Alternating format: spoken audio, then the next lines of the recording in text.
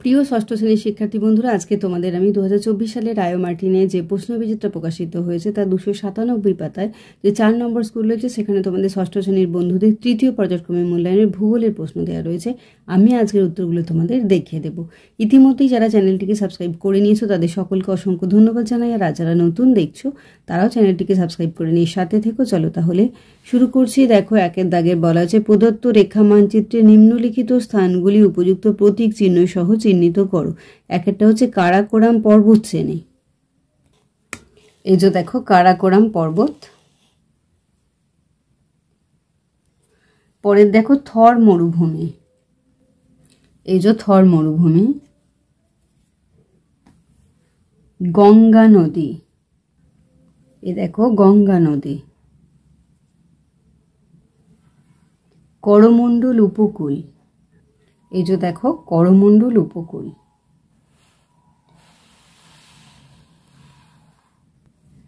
দাক্ষিণাত্যের মালভূমি। এই দেখো দাক্ষিণাত্যের মালভূমি। এই অংশটা পুরোটাই হয়ে যাচ্ছে।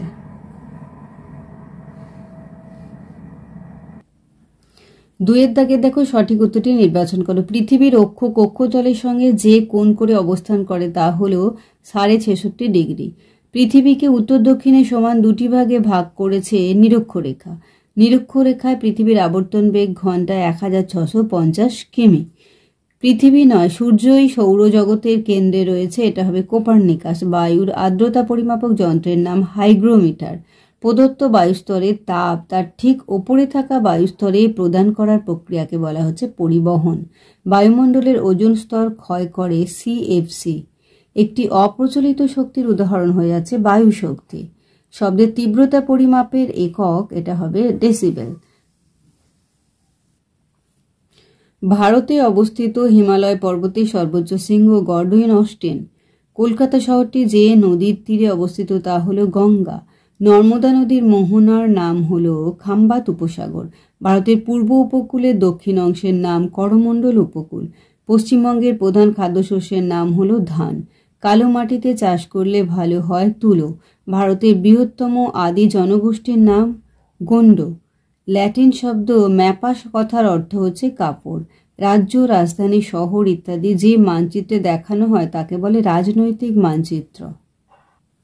তিনের দাগের দেখো নিচের প্রশ্নগুলির নির্দেশ মতো উত্তর দাও। এটা নিচের বিবৃতিগুলি শুদ্ধ বা অশুদ্ধ লেখো। মূল মধ্যরেখাটি একটি অর্ধবৃত্ত, এটা শুদ্ধ।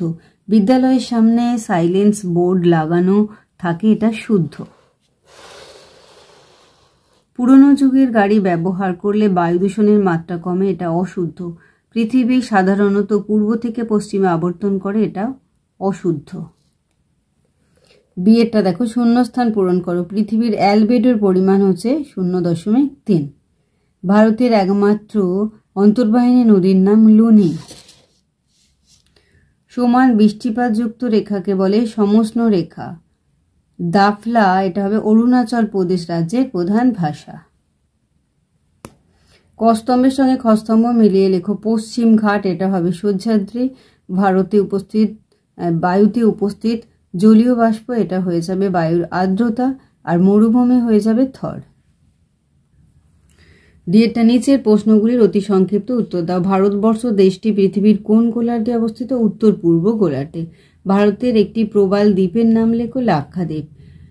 ভারতের পার্বত্য অঞ্চলের ঢালু জমিতে কোন ফসলের চাষ ভালো হয়? চা।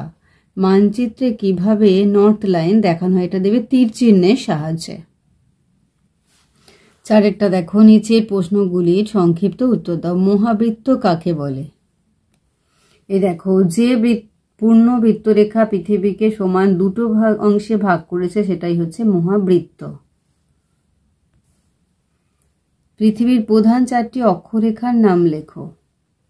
এই দেখো প্রধান 4টি অক্ষরেখা। নিরক্ষরেখা আছে, তারপরে ছবিতেও আমরা দেখতে পাচ্ছি। দেখো সুমেরু বৃত্ত রেখা, কর্কটক্রান্তি রেখা, মকরক্রান্তি রেখা, কুমেরু বৃত্ত রেখা। পাশে লেখাও রয়েছে নিরক্ষরেখা, সুমেরু বৃত্ত রেখা, কর্কটক্রান্তি রেখা, মকরক্রান্তি রেখা, কুমেরু বৃত্ত রেখা।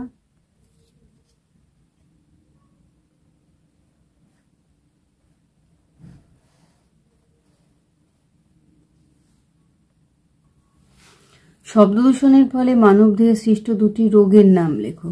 লিখবে অনিদ্রা আর একটা লিখবে পেশির উত্তেজনা। তোমার বাড়ির আশেপাশে শব্দ দূষণের দুটি উৎসের নাম লেখো। লিখবে যে অকারণে হর্ন বাজানো আর লাউড স্পিকার বাজানো। তারপর দেখো কয়াল কাকে বলে। মালাবার উপকূলের উপহ্রদগুলোকে কয়াল বলে। উপহ্রদ হলো স্থলভাগ দ্বারা আবদ্ধ লবণাক্ত হ্রদ যার একদিকে সমুদ্র উন্মুক্ত। পরেরটা দেখো ভারতের পূর্ব উপকূলের বিভাগ দুটির নাম লেখো। দেখো পূর্ব উপকূলীয় বিভাগ হচ্ছে পূর্ব উপকূল হচ্ছে উত্তর সরকার উপকূল আর একটা হচ্ছে করমণ্ডল উপকূল। পূর্ব উপকূলীয় সমভূমির দেখো উত্তর সরকার উপকূল করমণ্ডল উপকূল। পরেরটা দেখো চেঞ্চু উপজাতি ভারতের কোন রাজ্যে বসবাস করে, এদের প্রধান জীবিকা কি? দেখো চেঞ্চু উপজাতি অন্ধ্রপ্রদেশে বসবাস করে, এদের প্রধান জীবিকা হচ্ছে শিকার ও ফলমূল সংগ্রহ করা। চেঞ্চু উপজাতি অন্ধ্রপ্রদেশে বসবাস করে আর এদের প্রধান জীবিকা হচ্ছে শিকার ও ফলমূল সংগ্রহ। পরেরটা দেখো জারোয়া উপজাতি কোথায় বাস করে এবং এদের জীবিকা কি? দেখো জারোয়া উপজাতি দক্ষিণ আন্দামানে বাস করে, শিকার ও ফলমূল সংগ্রহ এদের প্রধান জীবিকা। পাঁচেরটা দেখো নিচের প্রশ্নগুলির উত্তর দাও। অক্ষরেখা ও দাগিমা রেখার পার্থক্য লেখো। এই দেখো অক্ষরেখা ও দাগিমা রেখার পার্থক্য।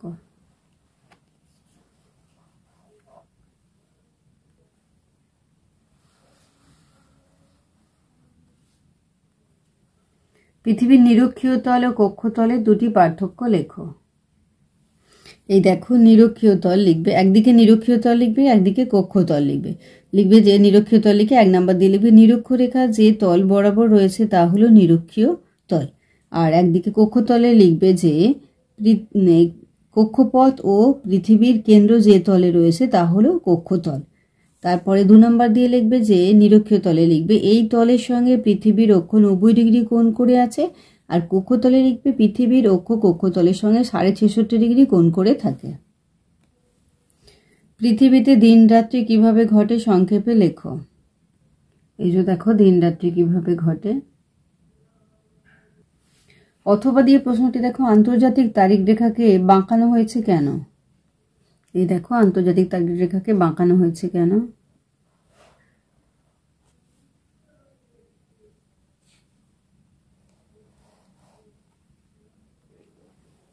বায়ু দূষণের 3টি কারণ লেখো। এই যে দেখো বায়ু দূষণের কারণ।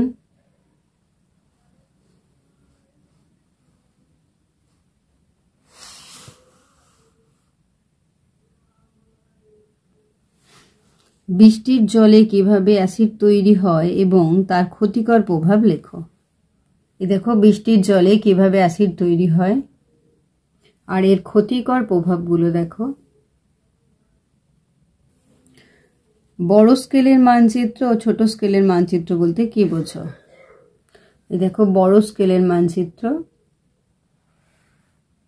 আর এই যে দেখো ছোট স্কেল বা ক্ষুদ্র স্কেলের মানচিত্র।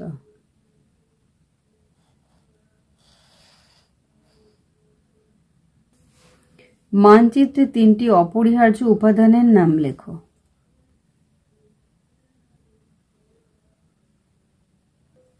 ছয়টা দেখো নিচের প্রশ্নগুলির উত্তর লেখো। একটা বায়ুমণ্ডল উত্তপ্ত হওয়ার পদ্ধতিগুলি কি কি? যে কোনো দুটি পদ্ধতি চিত্র সহ পরিচয় দাও। বায়ুমণ্ডল উত্তপ্ত হওয়ার পদ্ধতি হচ্ছে বিকিরণ পদ্ধতি একটা দেবে, চিত্র দিয়ে দেবে, আর পরিচলনটা দিয়ে দেবে, তার চিত্র দিয়ে দেবে। তোমাদের যে কোনো দুটি লিখতে বলা হয়েছে। কেউ পরিবহনটা মনে করলে তুমি পরিবহনও লিখতে পারো, যে কোনো দুটি তুমি লিখবে। অথবা দিয়ে প্রশ্নটি দেখো পৃথিবীর বিভিন্ন স্থানে বায়ুমণ্ডলে তাপমাত্রা তারতম্যের কারণ কি? এখানে বলা হয়েছে দুটি কারণ, চিত্রসহ বর্ণনা দাও। এই যে দেখো লিখবে এবং তোমরা ছবিও অঙ্কন করে দেবে।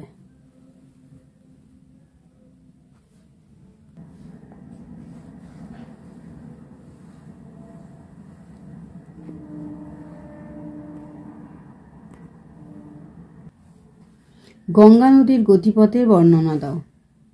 গঙ্গা নদীর গতিপথ।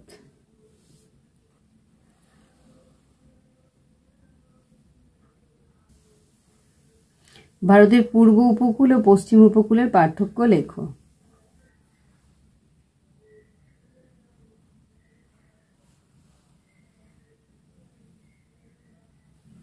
ধান চাষের অনুকূল প্রাকৃতিক পরিবেশের বর্ণনা দাও।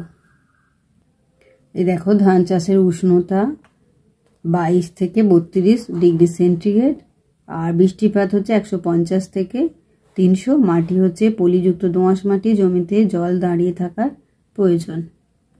আর বলা হয়েছে যে ভারতের কোন রাজ্যে ধান চাষ বেশি হয়, এটা লিখবে পশ্চিমবঙ্গ। রাজ্যগুলো এখানে দেয়া রয়েছে নামগুলো, আর বেশি হয় বললে পশ্চিমবঙ্গ লিখবে। অথবা দিয়ে দেখো, সময় অনুযায়ী ভারতের উৎপাদিত ফসলের শ্রেণী বিভাগ করো ও তাদের বর্ণনা দাও।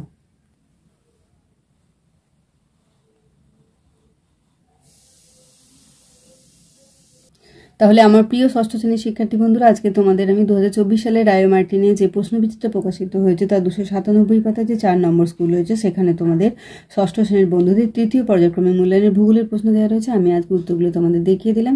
ইতিমধ্যে যারা চ্যানেলটিকে সাবস্ক্রাইব করে নিয়েছো তাদের সকলকে অসংখ্য ধন্যবাদ জানাই। আর আজ যারা নতুন দেখছো তারাও চ্যানেলটিকে সাবস্ক্রাইব করে নিয়ে সাথে থেকো। চলো তাহলে শেষ করছি, সকলেই খুব ভালো থেকো।